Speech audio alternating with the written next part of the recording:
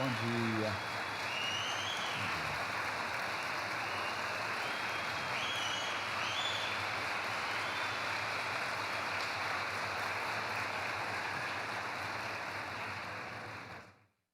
Um ótimo dia para todos. É com muita alegria que nós participamos de mais uma manhã em Franca, nesse seminário, para que a gente possa fazer uma reflexão sobre esses temas importantíssimos, importantíssimos. Mas antes, eu gostaria de lembrar uma letra de música do Caetano Veloso que diz assim: de perto ninguém é normal. E nós poderíamos acrescentar: de mais perto ainda, todo mundo é divino. Nós trazemos o gene da divindade. Todas as potencialidades e atributos do Criador estão inscritos em nossa consciência. Estamos numa grande jornada do aperfeiçoamento. Portanto, quando nós falamos em cristianismo, olhando de perto, nada parece normal. As pessoas confundem cristianismo com igrejas, templos de pedra, sacerdócio organizado, um culto institucionalizado. Não importa a escola cristã. Nós temos cristãos mórmons, nós temos cristãos católicos, nós temos cristãos ortodoxos, nós temos cristãos espíritas, nós temos cristãos umbandistas, nós temos cristãos evangélicos, e dentro da reforma protestante há mais de 30 linhas de cristianismo. Então, quando nós olhamos para esse movimento humano do cristianismo, muitas vezes a gente acredita que já esgotou o assunto. Então a pessoa vai descrever cristianismo, você pode olhar isso, qualquer documentário, qualquer Globo Repórter, qualquer programa vai falar de cristianismo e começa a mostrar a igreja, ritual, um pastor, um pregador espírita, não é assim? E geralmente Jesus está crucificado. Vocês já viram isso? Geralmente Jesus está crucificado. Fala de braço aberto, numa cruz. E a gente acredita que isso esgota a compreensão de cristianismo. Esse é um ponto. Então, quem aqui é pai e mãe, coloca o filho na escola, faz um sacrifício para dar uma educação para os filhos, aí eles vão estudar química, física, astronomia, biologia, e eles aprendem aquelas coisas difíceis, né? Sexta-feira meu filho chegou e falou assim: pai, eu estou com uma dúvida. Eu estou estudando ligação química, como é que é mesmo o dipolo induzido? Só quem é da química aqui que vai entender. Dipolo, ligação de Van der Waals.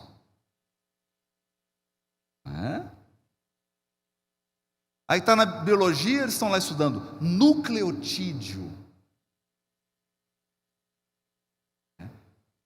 E aí, esse mesmo adolescente sai dessa aula sofisticada de biologia, sai dessa aula sofisticada de química, e chega na casa espírita e pergunta: o que é cristianismo? Fala: é Jesus crucificado, uma igreja e a hóstia.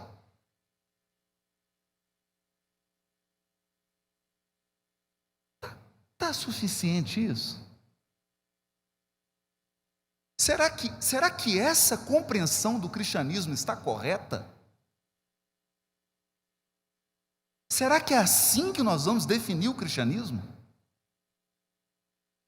Então, dê uma pausa nesse paradoxo. Agora eu vou falar um pouquinho sobre a compreensão que o livro dos Espíritos trouxe para a humanidade terrena. Humanidade terrena. E eu vou começar com uma pergunta, reproduzindo uma pergunta. Uma vez um jovem me procurou e ele estava angustiado. Ele falou assim: Haroldo, há 3.000 anos atrás, a população da Terra era de, no máximo, uns 100 milhões de habitantes. Hoje, tem 8 bilhões. O que aconteceu? E a reencarnação? Onde que surgiu tanto espírito? Será que Deus criou esses espíritos nos últimos 3.000 anos? Aí eu olhei para ele e disse assim: sabe o que aconteceu? A Terra deixou de ser o centro do universo. Foi isso que aconteceu. Durante milênios a gente acreditou que Deus fez a Terra, nós seres humanos, e enfeitou o universo de estrelas e galáxias, para a gente não enxergar. Para a gente não enxergar. Porque somente agora com o telescópio James Webb que nós estamos enxergando coisas que os nossos avós não enxergaram. Não tiveram oportunidade de ver. Quando eu fazia palestra 10 anos atrás, falava, e o universo, 2 bilhões de galáxias. Que 2 bilhões? Nós já estamos em mais de 3 trilhões. 3 trilhões de galáxias. Trilhões. Cada galáxia tem 200 bilhões de sóis com seus planetas. Aí a pessoa se pergunta: será que tem vida inteligente fora da Terra? Eu gosto da resposta do Milor Fernandes. A prova de que tem inteligência fora da Terra é que até hoje eles não quiseram se comunicar conosco. São inteligentes. Então, nós precisamos ampliar. E aí, com esse raciocínio, quando você olha para a Via Láctea e começa a perceber que não é só o seu solzinho e o seu planetinha Terra e os planetas do sistema solar, que existem 200 bilhões de sistemas só na Via Láctea. Nós não moramos nem na melhor parte da Via Láctea. A gente não mora. Nós moramos na periferia da galáxia. A gente não mora nos condomínios fechados da galáxia. Por quê? Porque somos espíritos ainda muito imperfeitos, espíritos que ainda necessitam de um corpo biológico, que nasce, envelhece, adoece e morre. Isso é estágio inicial da evolução. Estágio inicial. Então nós precisamos alargar. E vem então a doutrina espírita e começa a nos trazer uma ideia de um fluido cósmico. Como se o universo inteiro estivesse mergulhado num mar, num oceano de energia. Inteligente. Deus não tem boca, não tem língua, não tem dedinho, não tem mão, não tem pé, porque Deus é incorpóreo. Então essa ideia que você tinha de um rei com uma coroa na cabeça, sentada num trono, vigiando as coisas que você está fazendo de errado para te castigar, precisa ser renovada. Essa ideia precisa ser renovada. Essa ideia de você mandar uma mãe para o céu e um filho para o inferno, que mãe que aguenta isso? Vou perguntar para vocês aqui, que mãe que aguenta ficar sem notícia de filho? Você tinha que criar um WhatsApp para comunicar o céu com o inferno, não é assim? Porque um tanto de mãe no céu, os filhos no inferno, elas não vão ficar sem comunicar, você pode ter certeza disso. Não faz sentido. Então, quando a gente fala de aspecto religioso, nós raciocinamos ainda como crianças, criancinhas espirituais. Então é preciso amadurecer nosso pensamento religioso.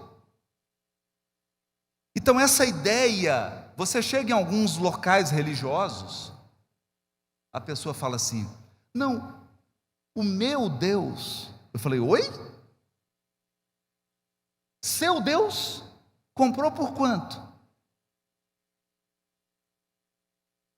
A pessoa pegou Deus, colocou na gaiola, na casa dela.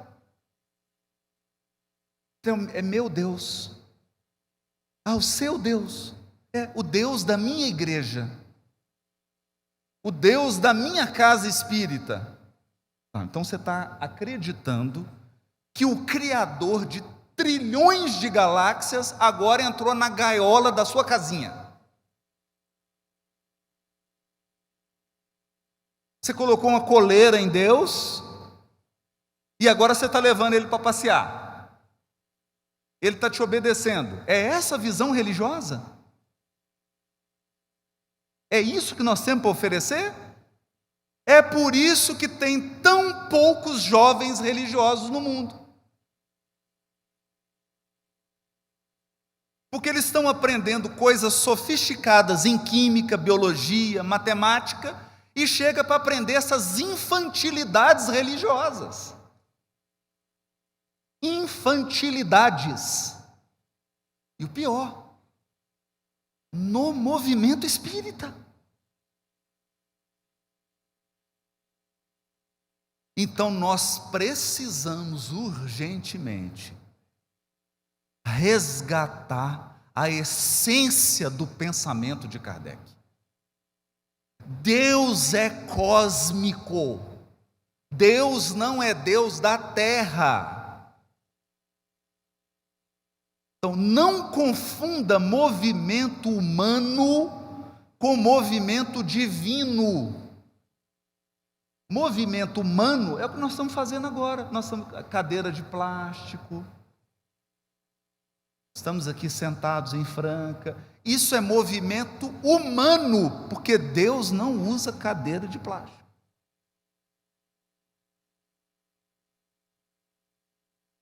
Por que é importante fazer essa distinção?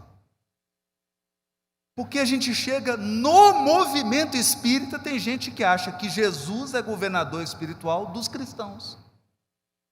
Oi? A pessoa pergunta assim, olha, eu tenho uma dúvida. Jesus é o governador espiritual do planeta? Fala, sim. Questão 625 de O Livro dos Espíritos, comentário de Allan Kardec. Para a humanidade terrena, Jesus constitui o tipo da perfeição a que podemos aspirar na Terra. Está lá. Aí a pessoa, mas ele é o governador? E os budistas? Chegou a senhorinha e falou assim, você está com frio, né, meu filho? Eu falo, na alma.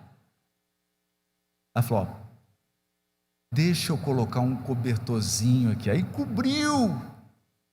Falei, puxa, eu podia ter um cobertor, ninguém falou. Um cobertorzinho, está morrendo de frio. Aí cobriu assim o pé, pegou na minha mão e falou assim, ó, pode ficar tranquilo, que eu vou estar aqui do seu lado durante toda a cirurgia. Na hora, eu lembrei da parábola do bom samaritano. Porque eu falei assim: hoje eu sou o homem caído. Caído! Porque na hora que a doutora veio, eu acho que ela triplicou a dose. A hora que ela colocou assim, começou a aplicar, eu já comecei a ver 5 médicas e 5 senhoras. Apaguei. Eu falei: sou o homem caído que ia de Jerusalém para Jericó. Estou nas mãos de outro ser humano. Se começar a ver parente que já foi, é porque a cirurgia não deu certo. Ou deu, né? Ou deu muito certo, né? Se eu voltar, é porque foi bom. Gente, quando eu acordei, não é que a senhorinha estava do meu lado. E ela falou assim: eu não falei que eu ia ficar do seu lado?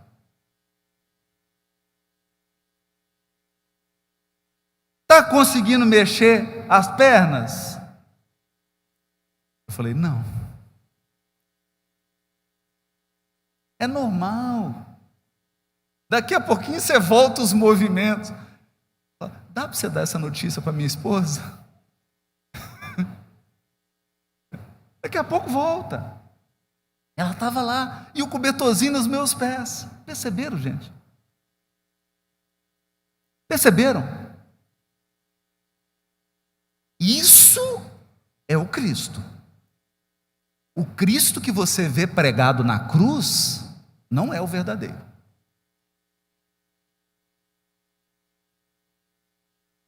O Cristo verdadeiro está andando por aí, está cuidando do mundo. O Cristo verdadeiro está inspirando as pessoas boas a serem melhores. O Cristo verdadeiro está corrigindo, educando e renovando as pessoas más. Porque ele disse: nenhuma das ovelhas que o Pai me confiou se perderá. O Cristo verdadeiro é o Cristo vivo, em espírito, governador espiritual do orbe, que cuida dos chineses, dos japoneses, cuida da África, cuida da Ásia, cuida da Europa, cuida das Américas, da América do Sul, da América do Norte, cuida do planeta. Cuida dos cachorros, dos gatos, dos animais, da natureza, porque ele governa o planeta. Minhas amigas, meus amigos, nós comentávamos sobre as falsas interpretações sobre o papel de Jesus na transformação moral do mundo. Muitas parábolas de Jesus se referem a uma terra redimida, a uma terra prometida. A terra prometida bíblica, ao contrário do que muitos pensam, não é um espaço geográfico. A terra prometida é a redenção do planeta. Significa sairmos do mundo de expiação e provas para ultrapassarmos o mundo de regeneração e transformarmos a terra num mundo ditoso, morada de espíritos que tenham o senso moral desenvolvido, morada de espíritos bondosos, que usam o conhecimento para fazer o bem, morada de espíritos que são solidários e fraternos, que não permitem mais a injustiça, esse desnível tão profundo, os diversos tipos de violência. Então, essa transformação da terra não é uma obra feita em estalar de dedos. E eu preciso dizer algo aqui que merece a nossa reflexão. A regeneração do planeta se dá em todos os lugares do planeta. Porque tem espírita achando que a regeneração planetária vai ser feita dentro da casa espírita, apenas. Não. A regeneração do planeta se faz nas ruas, nas escolas, nos hospitais, em todos os setores da atividade humana. Então, essa divisão que nós fazemos, eu sou espírita quando estou no evento espírita e sou profissional quando eu estou fora, isso é uma divisão artificial. Artificial. Isso não existe. Porque as pessoas não te separam. Você é um. Você é um. Então lá em casa eu ouço direto: você não é o palestrante espírita? E eu falo assim: e você é a esposa dele? Você não é o palestrante espírita? E você é o filho do palestrante espírita. Você tem responsabilidade também. Claro. É claro. Então, não faz sentido essa separação. Eu vou agora na casa espírita praticar a caridade. Não, você tem que praticar a caridade, primeiramente, é dentro da sua casa. É o primeiro lugar. Segundo lugar que você tem que praticar a caridade é no seu ambiente de trabalho, na sua profissão. Então, esse é o Cristo vivo, esse é o Cristo Consolador. Esse é o Cristo Consolador. Agora, veja, a doutrina espírita nos traz uma visão da moral do Cristo que muitos pensadores tiveram. Mahatma Gandhi era hindu. Essa era a religião dele. E ele disse assim: se todos os livros da terra se perderem e sobrar apenas o Sermão da Montanha, nada se perdeu. Todos os livros religiosos. Por quê? Por que Mahatma Gandhi disse isso? Porque ele compreendeu que Jesus não é só para os cristãos. Nós não entendemos isso ainda. Ele já tinha entendido isso. Que o Sermão da Montanha é um código moral para a humanidade. Ele reconheceu isso. Há uma cena belíssima na vida do Gandhi, e é importante repeti-la aqui, no momento truculento da colonização inglesa na Índia. Mahatma Gandhi andava na rua, um soldado britânico atravessou a rua e foi na direção dele e deu um soco no rosto do Gandhi. Você imagina um soldado forte e o Gandhi, aquele tanto de jejum, magrinho, de tanto fazer jejum, caiu no chão. Covardia. Isso é covardia. Mahatma Gandhi levantou, ele deu outro soco. O Gandhi caiu de novo. Quando o Gandhi se levantou pela segunda vez, ele perguntou: quem te ensinou a ser covarde?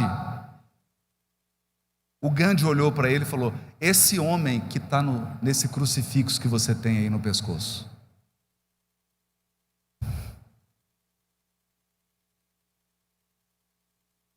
O soldado começou a chorar.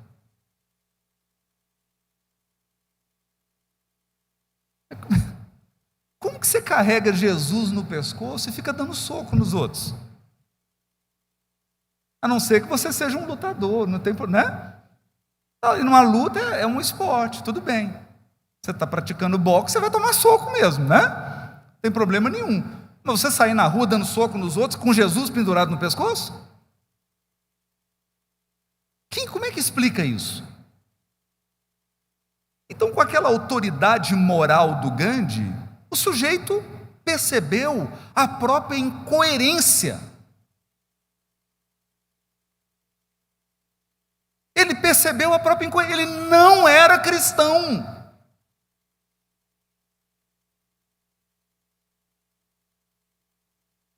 Cristão era o Gandhi, que era hindu. Te confundiu? Cristão era o Gandhi, porque quem estava praticando a não violência era um hindu, e não o cristão.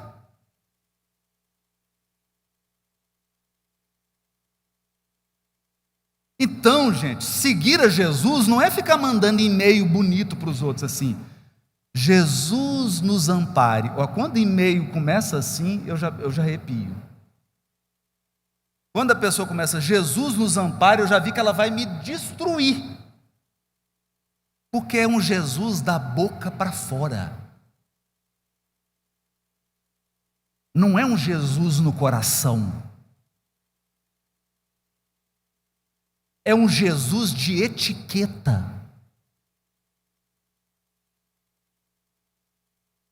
Não é o Jesus real.